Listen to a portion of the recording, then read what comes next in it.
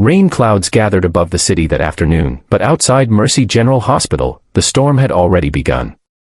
A 6-year-old girl stood trembling on the asphalt, clutching the folds of her sky-blue dress, tears streaking down her dirt-stained cheeks. Her voice cracked as she tried to speak, her words lost beneath the hum of traffic and the cruel laughter of 3 men standing at the hospital gate. Her small hand pointed toward the glass doors where her mother, pale and barely standing, was being held back. The child's words pierced the air like a cry from another world, "They won't let my mommy in." If you believe kindness can still change the world, if you believe good hearts still rise when darkness closes in, please take a second to like, comment, share, and subscribe to Kindness Corner. Because what happened next will remind you why humanity is worth believing in. Her name was Sophie Turner, a child too young to understand cruelty, but old enough to recognize fear. Her mother, Laura, had been working double shifts at a local diner for months, fighting to afford her medication after a severe infection left her weak and barely able to breathe. When Laura collapsed at home that morning, Sophie did what any little girl would: she grabbed her hand, ran into the street, and begged for help. But fate had a darker sense of timing that day. The hospital's front entrance was under renovation, and the only open gate was temporarily watched by 3 contractors, rough, cold, and heartless men who treated the struggling mother like an inconvenience rather than a human life. They blocked the doors, sneering, telling her to wait until shift change. Sophie cried, pulling at their sleeves, begging them to move. But the men just laughed. One of them, tall with a gray sleeveless hoodie and cigarette between his lips, waved her off like she was a pest. The second leaned against the wall, taking videos on his phone as if her pain were entertainment. The third, heavier, with a red flannel shirt, muttered that people like her could wait their turn. And through it all, Laura's breathing grew heavier. Her knees buckled once, twice, until she fell against the glass, pressing a hand to her stomach. Sophie screamed for help, but no one came. The few bystanders nearby averted their eyes, pretending not to see. Then came the sound that changed everything, the deep, thunderous rumble of motorcycle engines.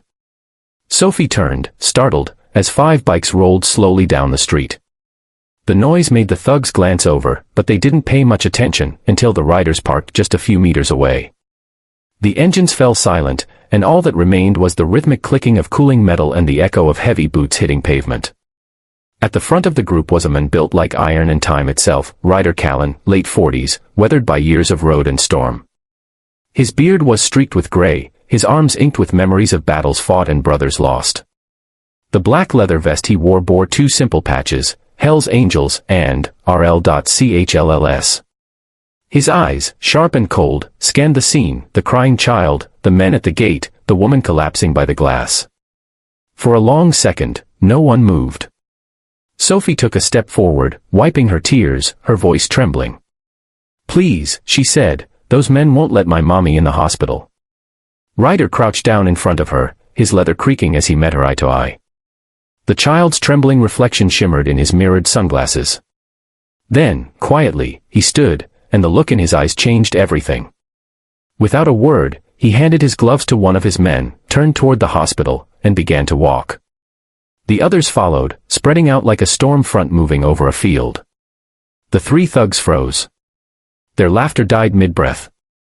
Ryder's boots echoed against the asphalt, steady and deliberate, until he stood right before them. "Move," was all he said, his voice low, gravelly, final. The man in the hoodie sneered and tried to speak, but Ryder's stare cut him down faster than words.